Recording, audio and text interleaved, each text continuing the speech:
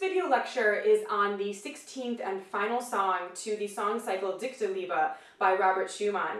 We learned in the last video lecture that this song cycle tells a story about a poet in love, hence Dichterliebe, a poet's love. And we learned in the first song in the cycle, which is in the lovely month of May, that this poet is in love, and he sings about the birds singing and the buds blooming and how much he's in love with somebody. I thought it'd be interesting for you to know how the story ends.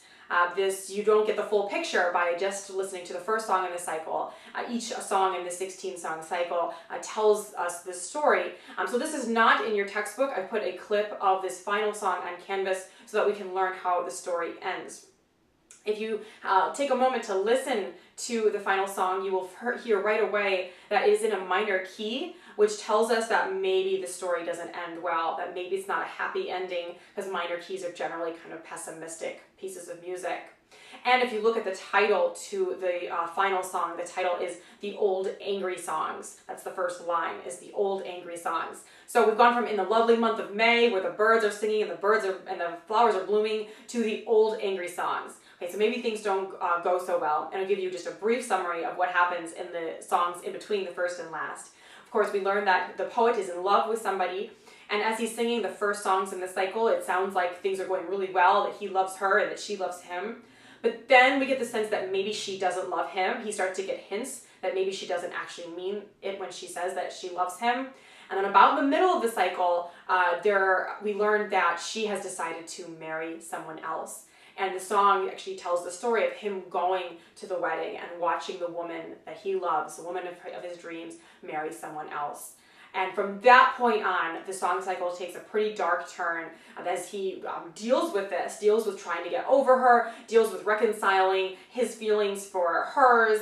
And so things get kind of dark, and then we arrive at the final song, which is the Old Angry Songs. And I'm going to read for you the words. This one's a little bit longer than the other songs in the cycle, which are generally about 2 or 3 minutes. This one's still not very long. It's about 4 minutes long.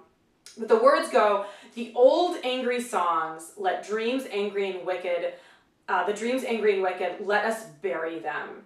Fetch a large coffin, in it I will lay many things, but I will still not say quite what. The coffin must be still larger as the cask in Heidelberg, which is a city in Germany.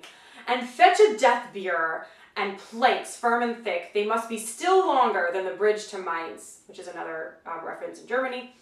And fetch me too 12 giants. They must be still stronger than the strong St. Christopher in the cathedral to Cologne on the Rhine. Okay, more German references. They should carry the coffin away and sink it down deep in the sea, since such a great coffin deserves a great grave. Do you know why the coffin must be so large and heavy? I sank with it my love and my pain deep within. And that's how it ends. That's how the words end. If you think about it and use your imagination, perhaps he's not sinking his love. Perhaps he's not burying his love. Perhaps he's burying himself. In other words, perhaps that he's decided he cannot live with his love and he's decided to end his life. So this could be a suicide song. That's up for interpretation. But he's obviously so upset about this. His love feels like it's the biggest, his pain feels like it's the biggest thing in the world, that he needs the biggest coffin in the world in order to bury it. And there's an example of word painting in this song. If you recall, that's when the music matches the words. At the point where he says, they should carry the coffin away and sink it deep down in the sea, the music gets slower, like a coffin is sinking, and the pitch, the register, gets lower and lower. And I'm going to play for you that part right now. Okay, so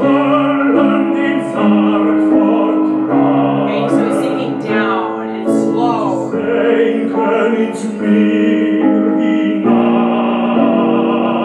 Even slower.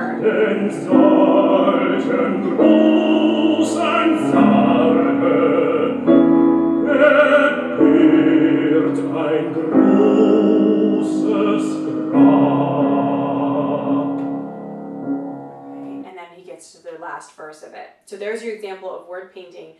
After he's done singing, an interesting thing happens. After he says, my pain deep within, the piano returns to that wandering, kind of aimless piano playing that we found in the beginning of the first song in the lovely month of May. So it brings it full circle, and it goes back into a major key. So after all of this pain and all of this devastation, it ends quite optimistically. It ends the same way that the whole song cycle starts, which is a nice rounding off. And my question for you, which is the extra credit for the week, is why does this end happy? Why does this song cycle end in a major key with that wandering piano part? It's open for interpretation. Think about what could be happening in the story, what the symbolism is, but why would we have this horrible pain of the love lost and then end with that major daydreaming piano part?